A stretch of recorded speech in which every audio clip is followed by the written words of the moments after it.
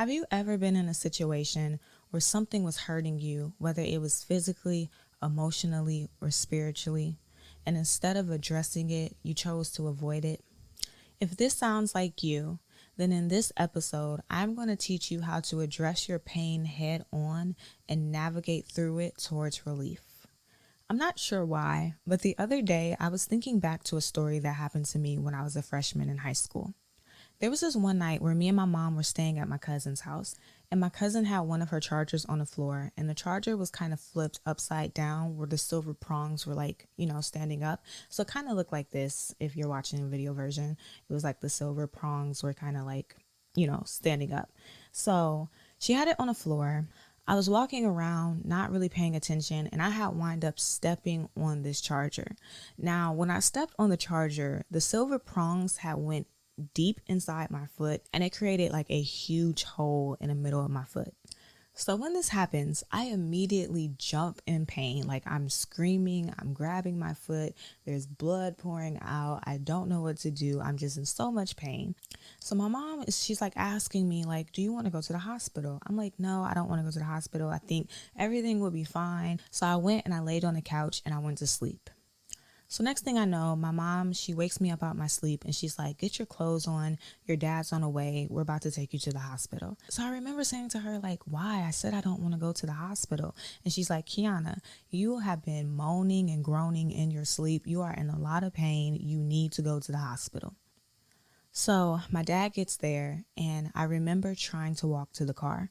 At this point, the pain had intensified so much that I couldn't even put my foot down.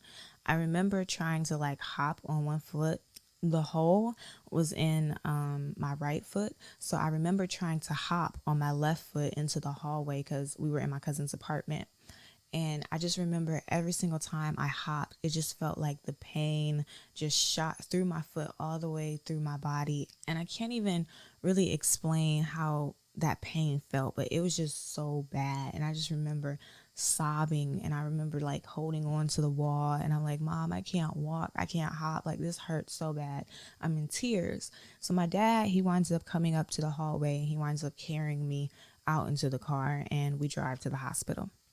So once we got to the hospital, I remember being very, very nervous. And the reason why is because the pain that I was feeling, it was triggered by any type of sensitive moving. I could not touch my foot without feeling the pain. I could not hop without feeling the pain. And I knew by going to the hospital that one of the nurses or doctors were going to want to touch my foot. And I did not want them to touch me.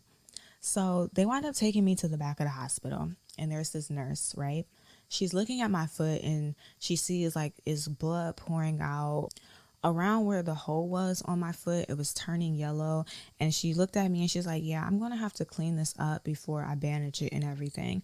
And I just remember please don't touch me. Please don't touch me. Please do not touch me. But she winds up grabbing my foot and she winds up wiping it down and cleaning it. And the whole time that she's touching my foot, I remember I'm biting down on my tongue. I'm holding back tears. It's the pain is just intensifying so much. I remember grabbing my mom's hand, please get this lady off of me. This hurts so bad. But once she wound up cleaning up my foot, she bandaged it up and the pain started to ease up a little bit. It wasn't fully gone, but I remember I was able to go home. I was not supposed to go to school the next day because this happened at 3:00 in the morning, but I did wind up going to school because I wanted to. When I went to school the next day, I couldn't walk, flat with my foot completely on the ground. I walked on the side of my foot, so I kind of walked with a limp. But compared to the experience I had the night before, the pain was a little less intense than it was the previous day. So this story happened years ago. Like I said, it happened when I was a freshman in high school. But for some odd reason, a couple of days ago, I was just outside sitting on my porch and I was just thinking about this experience. And as I was replaying it in my head, God spoke to me and he said, pressure before relief. Pain is not only a discomforting feeling, but it's also a very scary feeling. And sometimes when we experience pain, we're too afraid to do something about it because we feel like if we do something about it, then the pain will intensify. I'll use myself for an example. In my story, when I first stepped on the charger, I should have went to the doctor or to the hospital immediately, but I was in so much pain and I was experiencing how the pain intensified if anybody touched me, if anybody even put their hand on my foot. And I was so afraid of that pain intensifying that I made the decision to stay at home and avoid dealing with the problem. Now, I want you to relate this to your own life.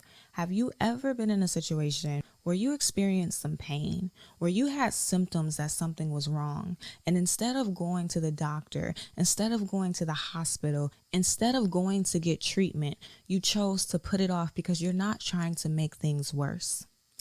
So many people do this. I talk to so many people where it's like something is wrong or they're having symptoms that there's a problem. And instead of going to the doctor, they just put it off because they don't want to make things worse. They don't want to deal with it. They don't want anything to do with that. Now, I know you're probably listening to this and you're like, girl, this is prospering with Christ. What does this have to do with God? I want you to understand that avoiding treatment is not something that we just do with physical pain that requires a doctor. Sometimes we do this with environmental pain that comes from our situations. When we experience painful hardships, instead of going to the doctor, which in this case would be God, we try to avoid it and we try to just cope with the symptoms. We cope with the symptoms by telling ourselves this is our new normal. We cope with the symptoms by accepting the situation instead of trying to make it out. We cope with the symptoms by accepting the pain and just giving into discouragement instead of trying to get it treated and make our situation better. And the reason why we do this is because just like with going to the doctor, we feel like that might make the pain worse. Sometimes we feel like going to God might make the pain worse. And I know that sounds crazy, but really think about this for a minute. Have you ever prayed for something and instead of your situation getting better, it got worse? Have you ever obeyed God and actually did what he told you to do and then all hell broke loose in your life? Have you ever made the decision to turn to God and then right after it just feels like attack after attack after attack is just coming your way? Sometimes the reason why we avoid God in painful hardships is because we feel like turning to God is going to make the pain intensify. Some of us are even afraid to turn to God because we feel like if we turn to God, he's going to challenge us to do something painful. He's going to challenge us to end a relationship that we're not ready to give up. He's going to challenge us to get interviewed on a podcast even though we have social anxiety. He's going to challenge us to join our local church even though the last church that we left, we experienced church hurt. He's going to challenge us to do something that's going to make the pain that we already feel intensify even more by walking into something uncomfortable. We like to avoid God because we feel like going to God is going to make the pain worse. But we have to get to a point where we realize the pain is going to intensify regardless.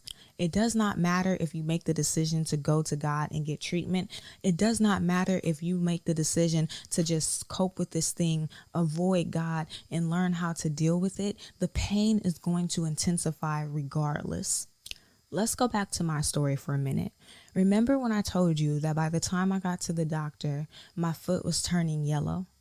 The reason why that happened is because the longer that I was going without getting that wound treated, the more that wound was about to get infected. If I would have made the decision to not go to the hospital, if I would have made the decision to not go get treated, what would have happened is that wound would have gotten affected and it would have caused a pain that would have intensified so much and gotten to a point where it became more painful than what I experienced from going to get treatment.